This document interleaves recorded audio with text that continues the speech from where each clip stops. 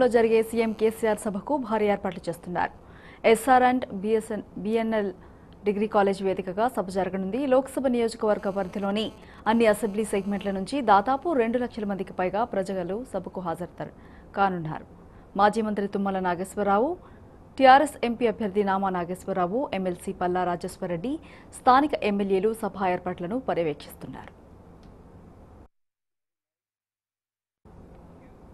ఖమ్మంలో సీఎం కేసీఆర్ సభకు సంబంధించి పూర్తి సమాచారాన్ని మా ప్రతినిధి సాంబ అందిస్తారు. సాంబ, చెప్పండి, ఖమ్మం సభకు సంబంధించి కంప్లీట్ డీటెయిల్స్ ఏంటి?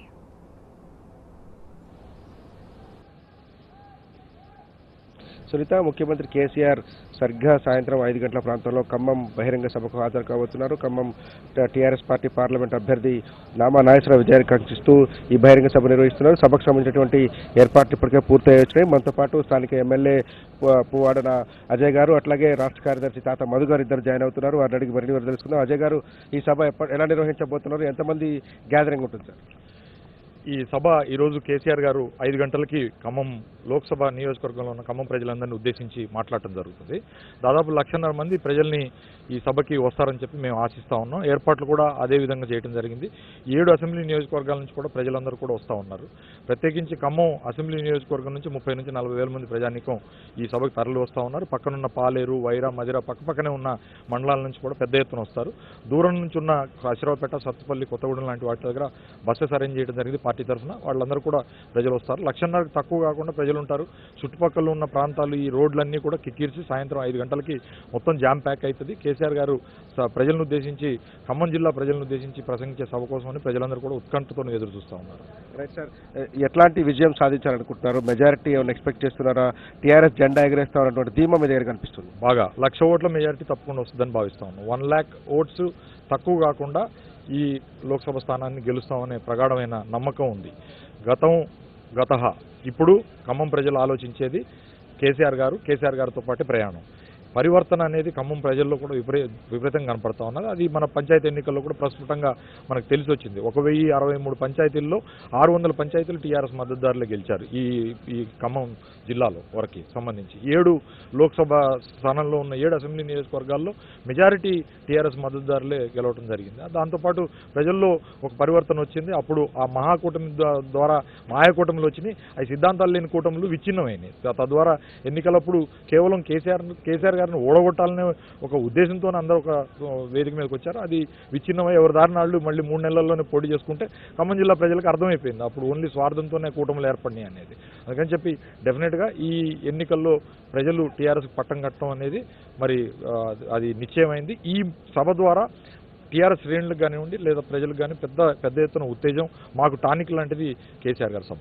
మనతో పాటు తాత మధు గారు. తాత మధు గారు, పార్టీ పరంగా ఎట్లా ఏర్పాటు చేశారు? ఎండ మండిపోతున్న పరిస్థితులు ఎలాంటి ఏర్పాటు చేశారు? ఒకటండి, కేసీఆర్ గారి మీటింగ్ అంటే ఎండ ఇవన్నీ చూడరండి పార్టీ కార్యకర్తలు. కేసీఆర్ గారిని చూడాలి, కేసీఆర్ గారి మీటింగ్ వినాలనే ఆతృతతోనే అందరూ ఉన్నారు. జిల్లాలో ఉన్నటువంటి మొత్తం ప్రజానికం అంతా పార్టీ కార్యకర్తలు. గత 2 వారాలుగా మేము గ్రౌండ్లో తిరుగుతూ ఉన్నాం. పబ్లిక్ నుంచి మంచి రెస్పాన్స్ ఉంది. గత అసెంబ్లీ ఎన్నికల్లో జరిగిన పొరపాటుని మళ్ళీ చేసుకోవద్దనేటువంటి భావనతోని ఈ పార్లమెంట్ నియోజకవర్గంలో ప్రజలు అనుకుంటున్నారు. దానిలో ఎందుకంటే కేసీఆర్ గారు మేము ఇక్కడ ఓడిపోవడం వల్ల అభివృద్ధి ఆగిపోద్దేమనే ఒక భావనలో ప్రజలకైతే వచ్చింది. ఈసారి ఖచ్చితంగా కేసీఆర్ గారికి కారు గుర్తుకు ఓటేయాలనేది క్యాండిడేట్ ఎవరనేది ఇక్కడ చర్చ కాదు ఇక్కడ. కాబట్టి జిల్లాలో ఉన్న నాయకులందరూ, రాష్ట్ర నాయకులందరూ కలిసి సమన్వయంతో పనిచేస్తున్నారు. డెఫినెట్గా ఈరోజు మీటింగ్కి బూతుల వారీగా మేము ప్లాన్ చేయడం జరిగింది. ప్రతి బూత్ నుంచి 100 మంది కార్యకర్తలను సమీకరించాలని కొంచెం మైన్యూట్ లెవెల్లో మేము ప్లానింగ్ చేయడం జరిగింది. డెఫినెట్గా 1,50,000 మంది ఇక్కడికి చేరుకుంటారు. ఇప్పటికే అన్ని గ్రామాల నుంచి ఫోన్లు వస్తున్నాయి. మేము ఆల్రెడీ బయలుదేరుతున్నాం. అంటే కొంచెం ఎండ ఎక్కువ ఉంది కాబట్టి 4 o'clock లోపు అందరూ గ్రౌండ్లో ఉండాలని చెప్పడం జరిగిందండి. ఖచ్చితంగా కేసీఆర్ గారి మీటింగ్కి గ్రౌండ్ అయితే సరిపోదండి, అంతవరకు అయితే గ్యారంటీ. 1,50,000 మంది వస్తారు. అజయ్ గారు చెప్పినట్టు రాబోయే ఎన్నికల్లో కూడా మా అభ్యర్థి కేసీఆర్ గారు పెట్టిన అభ్యర్థి నామా నాగేశ్వరరావు గారు 1,00,000 ఓట్ల మేయాడితో ఇక్కడ గెలుస్తారు. అజయ్ గారు ఇంకో మాట కూడా చెప్పారు. అసెంబ్లీ ఎన్నికల తర్వాత జరిగినటువంటి గ్రామ పంచాయతీల్లో దాదాపు 60% మేము గెలిచామంటున్నారు. ఇవాళ రేపు జరగబోయేటువంటి ఎన్నికలు కూడా 60-70% ఓట్లు మీకే పడతాయంటారా? డెఫినెట్గా అండి. ఎందుకంటే గ్రామీణ ప్రాంతాల్లో అసలు కాంగ్రెస్ పార్టీ అనేది లేదండి. ఎందుకంటే నాయకత్వ లోపం ఉంది. ఇక్కడ సుధాకర్ రెడ్డి గారు వెళ్ళిపోయారు, హనుమ గారు వెళ్ళిపోయారు, ఉపేందర్ రెడ్డి గారు వెళ్ళిపోయారు. అనేక మంది పార్టీకి నుంచి దూరంగా జరిగారు. రేణుకా చౌదరి గారు ఇక్కడ ఉన్న ప్రజలు కూడా ఏం భావిస్తున్నారంటే రామానాగేశ్వరరావు గారు 200% తెలంగాణ బిడ్డ, తెలంగాణ గడ్డమే పుట్టాడు. రేణుకా చౌదరి గారు మూలాలు ఆంధ్ర మూలాలు, ఆంధ్రాలో పుట్టింది, ఢిల్లీలో ఎక్కడ పుట్టి పెరిగిన వచ్చిన ఆవిడ. కాబట్టి ఈ జిల్లాకు ఉన్నటువంటి బిడ్డని గెలిపించుకునే ఆలోచనతో, తెలంగాణ బిడ్డని గెలిపించుకునే ఆలోచనతో ఇక్కడ ఉన్నటువంటి జిల్లా ప్రజలు ఆలోచిస్తున్నారు. డెఫినెట్గా గ్రామ పంచాయతీలో ఏదో రిజల్ట్ వచ్చిందో రేపు పార్లమెంట్లో కూడా అదే రిజల్ట్ రాబోతుంది. థ్యాంక్ యూ రాతమోదీ గారు. అజయ్ గారు చెప్తున్నారు చాలా కాన్ఫిడెంట్గా ఉన్నారు. దాదాపు 2 లక్షల మంది ప్రజలను ఈ సభా వేదిక మీద తీసుకొస్తామని చెప్తున్నారు. ఇది ఒక టానిక్ లాంటి సభ అంటున్నారు. అట్లాగే అభ్యర్థి యొక్క మెజార్టీ విషయంలో చాలా క్లారిటీగా ఉన్నారు. 1.5 నుంచి 2 లక్షల మెజార్టీ సాధించి తీరుతామని పార్లమెంటులో, ఖమ్మం పార్లమెంట్లో టీఆర్ఎస్ జెండా ఎగరేస్తామని చెప్పిన పువ్వాడ అజయ్ ధీమాగా చెప్తున్నటువంటి పరిస్థితి.